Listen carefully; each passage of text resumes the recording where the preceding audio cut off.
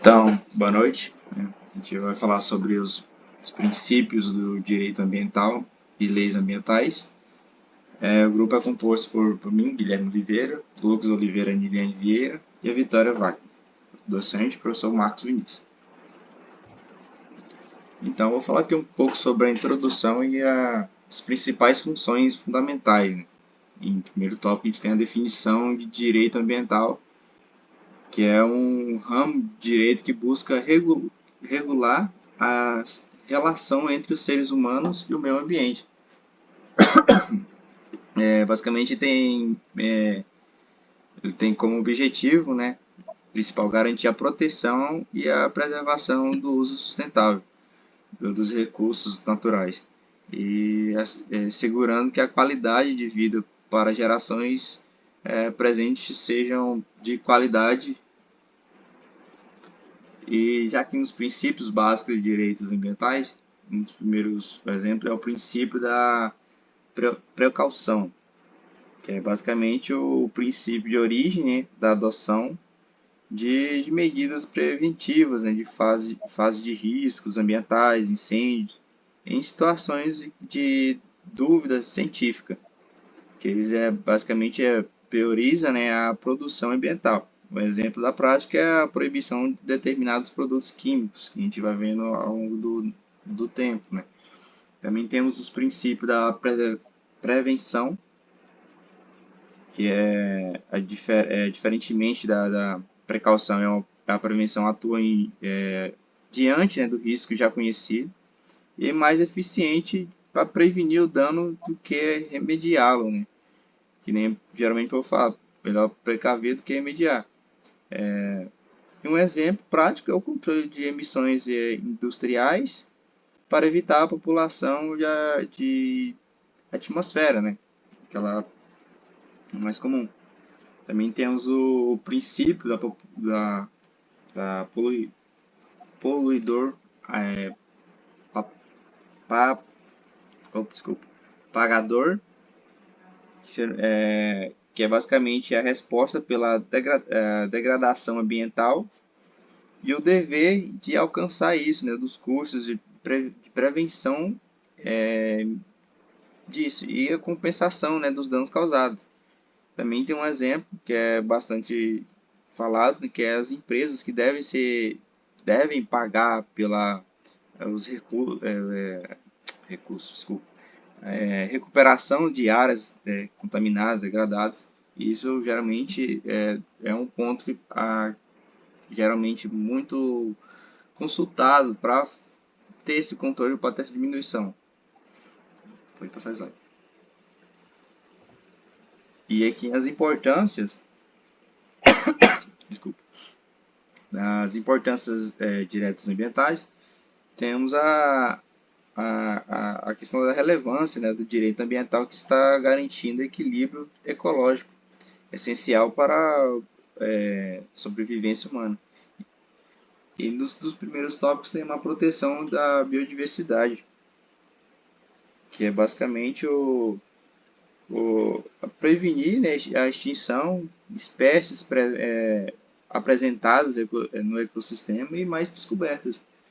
No tópico tem a questão da conscientização sustentável, que promove a responsabilidade coletiva em relação aos meios ambientes.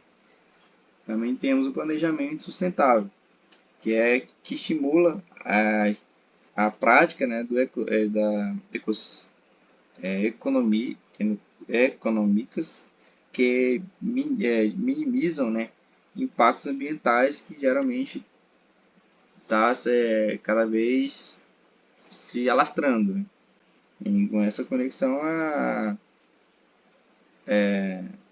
esses principais fundamentos deveriam ser mais, como se diz, mais estudados, mais levados a sério, porque cada ano que passa, se pode ver a questão de temperatura, questão das secas, se agrada cada vez mais. Vou passar. Meu nome é Vitória e eu vou falar sobre legislação ambiental brasileira. A gente tem o artigo 225 que se trata sobre o meio ambiente, que é um bem de uso comum e fundamental para a qualidade de vida, sendo que todos têm direito a ele. O poder público e a sociedade têm o dever de preservá-lo e defendê-lo para as gerações atuais e as gerações futuras. Pode passar, Ida. Para assegurar a efetividade desse direito que eu citei no slide anterior, incumbe ao poder público preservar e restaurar os processos ecológicos essenciais e prover o manejo ecológico das espécies e ecossistema. Preservar a diversidade e a integridade do patrimônio genético do país e fiscalizar as entidades dedicadas à pesquisa e manipulação de material genético. Também é exigir, na forma da lei, para instalação de obra ou atividade potencial causadora de significativa degradação do meio ambiente, estudo prévio de impacto ambiental, a que dará a publicidade. Pode passar, Guilherme. A gente tem também a Lei 6.938, que ela é de 1981, que é uma lei de política nacional do meio ambiente e uma norma brasileira que estabelece diretrizes para a preservação e melhoria e recuperação do meio ambiente. Ela tem como objetivo ambiental garantir um meio ambiente ecologicamente equilibrado e também é essencial para a qualidade de vida, promovendo o uso sustentável dos recursos naturais. Ela define também princípios como o licenciamento ambiental, o estudo de impacto ambiental e penalidades também. E responsabilidade de órgãos públicos, empresas e cidadãos na proteção ambiental.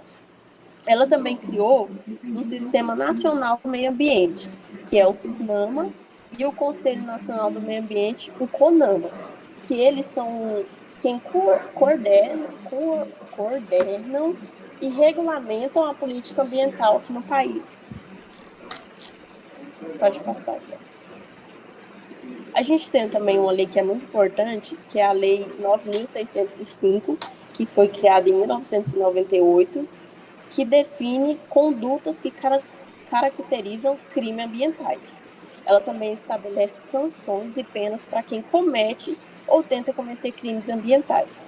E também divide a responsabilidade ambiental em 3 esferas: a civil, a administrativa e a penal. E aplica o direito penal quando os outros mecanismos não são suficientes para proteger o meio ambiente.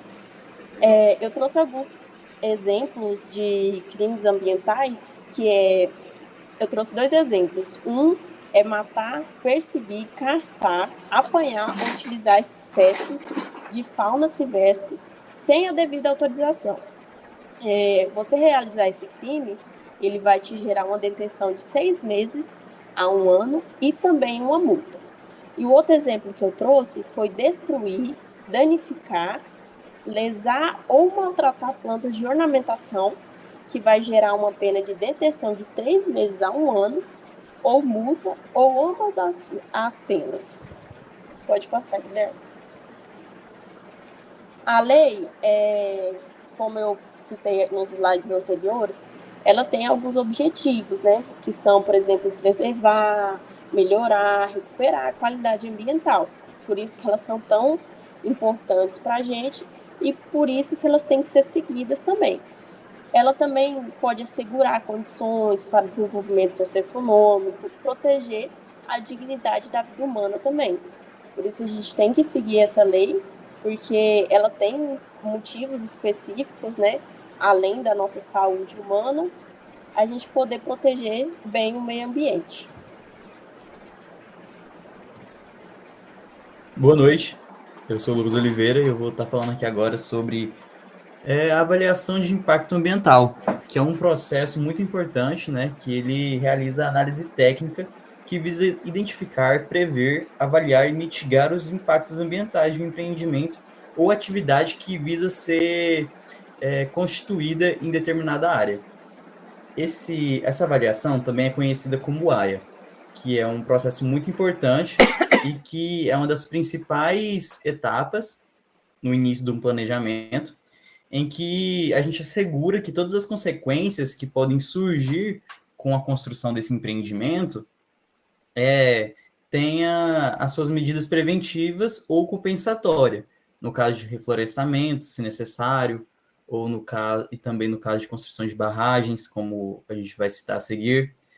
Essa avaliação de impacto ambiental, ela também contribui para o equilíbrio entre o desenvolvimento social, o crescimento econômico de uma região e também o bom uso dos recursos naturais, visando sempre ter esse uso consciente, pensando nas próximas gerações, sabendo que a gente deve perpetuar a nossa espécie, não reduzir os recursos naturais a zero.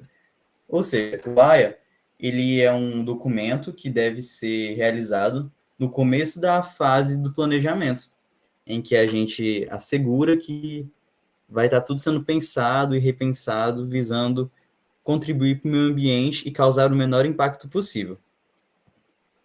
Bom, existem vários critérios para a avaliação desse estudo, né, dessa avaliação de impacto ambiental, como, por exemplo, a magnitude do impacto. Esse empreendimento, ele vai ter um impacto muito forte? Ele é o quê? Ele é a construção de uma granja?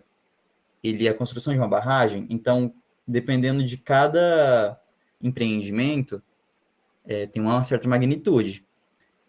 E tem probabilidade de ocorrência de impacto, ou seja, não é todo empreendimento que vai ter uma probabilidade de impacto alta. Por exemplo, indústria. Indústria, a gente tem uma influência de impacto muito grande devido à poluição, despejo de dejetos. Por exemplo, uma granja de suínos, em que a gente tem várias especificações de boas práticas. Por exemplo, o tanque de dejetos, em que é escoado toda a limpeza das granjas. Esse tanque, ele deve ser longe de cursos d'água. Então, na hora da gente fazer um empreendimento, pensando na possibilidade de iniciar um projeto, a gente tem que pensar, onde estão os cursos d'água? Onde eu quero construir o meu tanque? Porque tudo isso entra nessa probabilidade de ocorrência do impacto ambiental, que é uma coisa que é levada em consideração na hora da avaliação. Extensão espacial e temporal. Quanto de espaço eu vou necessitar para essa obra? E quanto tempo eu estimo que ela vai perdurar? Também é um critério que é levado em consideração na hora da aprovação da sua avaliação. A possibilidade de recuperação do ambiente afetado. Ou seja, se existir o risco de contaminação, se o meu tanque de dejetos vazar para um curso d'água, qual é a possibilidade de recuperação do ambiente? Quanto tempo demoraria? Quanto eu gastaria com isso? Então, todas essas questões são critérios muito importantes para a aprovação do AIA. Também existe a importância do ambiente afetado. Por exemplo, essa área é área de nascente? Se for área de nascente, é um agravamento muito alto dessa questão. Também existe o nível de preocupação pública, como eu posso citar, por exemplo, é próximo de alguma reserva indígena? Não sei, é uma área sagrada para a comunidade, então tudo isso tem que ser levado em consideração, porque é um nível de preocupação pública que pode acarretar uma dificuldade de aprovação. E tem também a repercussão política, como eu disse, se a gente quiser construir uma granja numa reserva indígena ou numa área de proteção ambiental, a gente vai ter muita repercussão, pode ter muita gente contra o empreendimento, e a voz do povo é a voz de Deus. Ou seja, tudo isso são critérios determinantes na aprovação da sua avaliação de impacto ambiental. Mas, entretanto, essa avaliação, ela forma dois documentos que são exigidos pela Lei Federal 6.938, de 1981, em que a gente tem que formular o EIA, que é o Estudo de Impacto Ambiental, e também a RIMA, que é o Relatório de Impacto Ambiental. Esses documentos fazem parte do processo de licenciamento ambiental e são direcionados à sustentabilidade. O EIA e a RIMA são documentos gerados a partir do AIA, que é essa avaliação de impacto ambiental daqueles tópicos que eu acabei de mencionar. A diferença é que o EIA, esse estudo do impacto ambiental, ele é destinado para engenheiros florestais e os políticos que vão fazer a aprovação parcial do projeto. A RIMA, que é o relatório de impacto ambiental, é um documento que vai ser disponibilizado para a sociedade e para quem tiver interesse, né, para poder estar tendo conhecimento.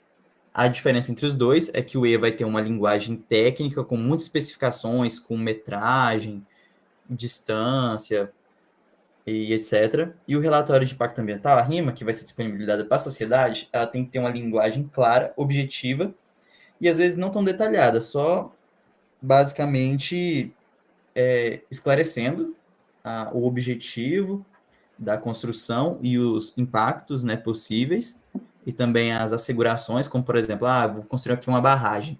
Aí, se a gente tiver uma forma de recompensação, mas eu vou reflorestar 100 hectares de floresta nativa. Então, tudo isso tem que ser especificado na RIMA para a sociedade ter conhecimento também da contrapartida. E tudo isso, o AIA, o EIA e a RIMA, são formas de certificação ambiental. A gente tem aqui, por exemplo, alguns selos nacionais e internacionais, que alguns já devem ter visto, alguns bem famosos, né? E que são selos que garantem que as empresas possuem essa certificação ambiental. Como, por exemplo, eu vou citar aqui a Procel, a FSC, Dare Blue Angel, enfim, etc. Eu vou estar falando mais sobre elas a seguir. A certificação ambiental, como eu disse, é uma garantia para o consumidor, para quem está comprando, que aquela marca ela é atestada e que os produtos possuem um diferencial produtivo relacionado a uma qualidade ambiental. Ou seja, está garantindo para o consumidor que aquela empresa respeita as leis federais e que possui uma qualidade ambiental. A empresa certificada demonstra que toma todas as medidas de proteção ambiental exigidas pela lei, desde a aquisição da matéria-prima até a disposição dos seus resíduos. Ou seja, não adianta só, o meu papel aqui, meu papel é certificado, tem o selo, eu fiz de madeira plantada, de silvicultura. Mas e aí, o que você faz com o resíduo? O resíduo da sua produção. Então, até a disposição dos resíduos, ela é importante para garantir o selo da empresa. Bom, como alguns selos de certificação para essas empresas, existem vários, né? Cada um abrangendo um setor específico. Como, por exemplo, a gente tem o Sistema Brasileiro de Certificação, que tem como objetivo considerar as necessidades e legislações do nosso território. E também criar base para certificação ambiental. Então, é uma coisa mais geralzona. A ISO 14001, ela se trata de uma certificação que ela é responsável por avaliar o sistema de gestão ambiental de uma empresa. A diferença dela é que ela vê a evolução do mercado e das organizações, mostrando o desempenho ambiental. A Serflor, que é essa com a folha com a bandeira do Brasil, ela faz parte da Inmetro e está presente em diversos produtos florestais. A Associação Brasileira de Normas e Técnicas, conhecida como ABNT, garante o selo verde, que atesta que os produtos e serviços gerados pelaquela empresa possuem um desempenho ambiental e amigável. A Imaflora, esse último de baixo, é um selo encontrado em produtos agropecuários, como, por exemplo, laranjas e cafés. Então, a Imaflora, ela garante a certificação de produtos agropecuários. Temos também a Aqua, essa azul, a mais à direita, que ela é promovida pela Fundação Zanolini, e ela atesta empreendimentos de engenharia, de construção, e garante que há garantia do controle de proteção em todas as fases da obra, desde a execução da obra e até o uso do edifício. Temos a Procel, que tem como objetivo promover a eficiência elétrica tanto de aparelhos como de edifícios comerciais, combate ao desperdício de energia e que promete reduzir custos de produção. Temos o FSC, que ela é mais para madeira bruta, móveis e papéis produzidos de maneira sustentável. Temos o IBD, que é um selo que certifica produtos orgânicos, às vezes, basicamente produtos orgânicos e biodinâmicos, como, por exemplo, madeira ecológica.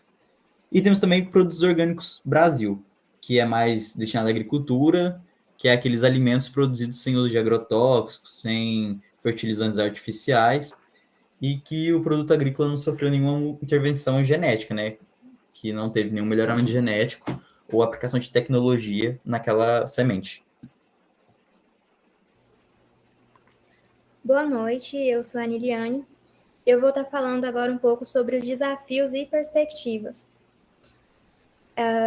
O direito ambiental e as leis ambientais enfrentam alguns desafios, como a implementação e a fiscalização, que seria a dificuldade em aplicar as leis ambientais por causa da falta de recurso, por causa da corrupção ou da falta de capacidade institucional. Também, outro ponto que deve ser bastante considerado são as mudanças climáticas, que é adaptar as leis às mudanças climáticas global. Bom, a sociedade, ela desempenha um papel fundamental na proteção ambiental, que seria a conscientização e educação, como divulgar informações sobre questões ambientais, sempre promovendo mudanças de comportamento. Alguns projetos de conservação, como implementar iniciativas de preservação dos ecossistemas,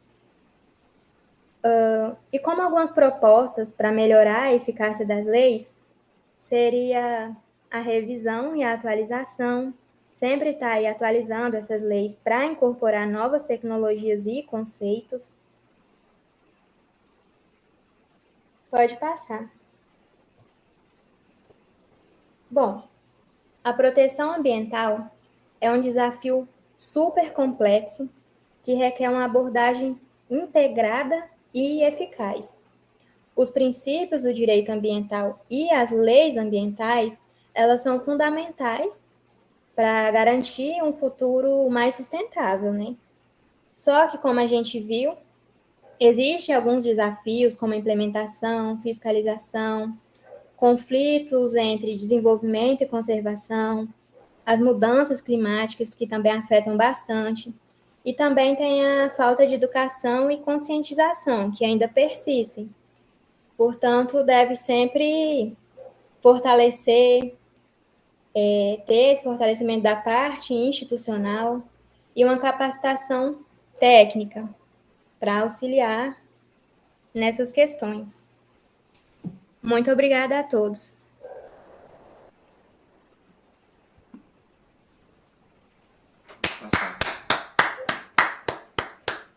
Muito bom, galera.